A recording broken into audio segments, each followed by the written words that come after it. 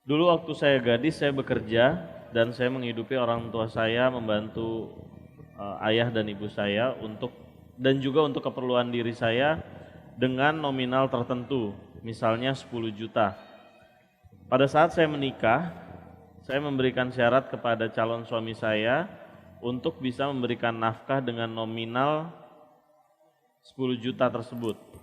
Sudah diiyakan tapi qadarullah belum terpenuhi. Apa saya tetap harus, dan saya ada dalam kondisi harus tetap mengeluarkan uang dalam nominal tersebut. Karena orang tua saya juga sudah sakit-sakitan dan ibu saya sudah harus dibantu, diberikan biaya juga. Dalam kondisi ini seperti apa ya Ustadz? Karena kalau saya tidak bekerja, biaya ini belum tercukupi. Bagaimana sikap saya dan suami saya Ustadz? Kalau suaminya ini memang sudah menjanjikan dari awal, maka ini wajib dipenuhi. Karena kata Nabi SAW, Al-muslimuna ala syurutihim. Orang muslim harus patuh dengan akad yang disepakati. Kalau istri sebelum nikah sudah mengatakan, saya punya kebutuhan dasar 10 juta, kalau sudah nikah boleh nggak memberikan saya begitu, dia mengiyakan, maka dia harus memberikan. Kalau dia tidak mampu dari awal dia mengatakan saya tidak bisa, udah pilih masing-masing pasangan yang lain. Ya. Dan jangan teman-teman sekalian kurung diri kita di bingkai kehidupan yang kita buat sendiri. Oh tapi saya harus nikah sama dia, kalau enggak saya jadi gila. Ini orang bodoh ini. Nanti gila benar kalau enggak nikah sama itu. Semua banyak perempuan, banyak laki-laki bisa nikah dengan yang lainnya, gitu kan? Jadi realitas saja, realistis aja. Kalau antum belum mampu bilang saya nggak mampu, harusnya gitu kan? Itu dulu.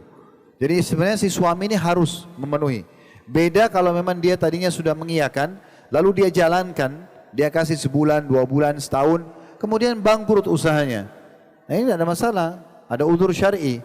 Tapi kalau dari awal bulan dia tidak kasih dan dia sudah sepakat, ini nggak boleh. Tidak seperti menipu perempuan itu. Oke saya akan kasih, terhalalkanlah kemaluannya, tapi ternyata dia nggak kasih, itu nggak boleh.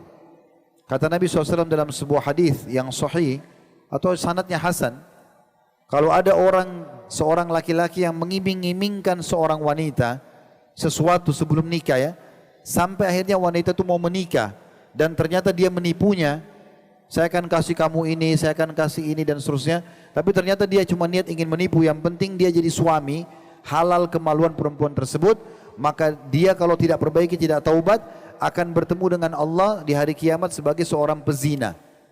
Walaupun dia di dunia statusnya suami resmi. Kalau dia punya kemampuan tidak boleh.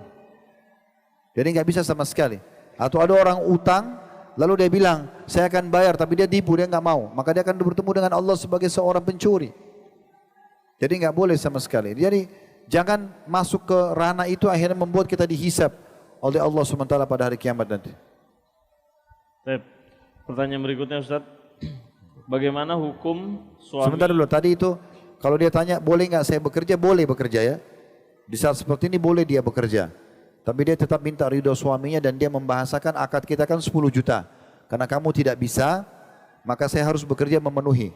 Misalnya suaminya cuma kasih 5 juta, dia bekerja untuk cari 5 juta lagi. Tapi tetap di koridor jangan sampai terbengkalai kewajiban dia.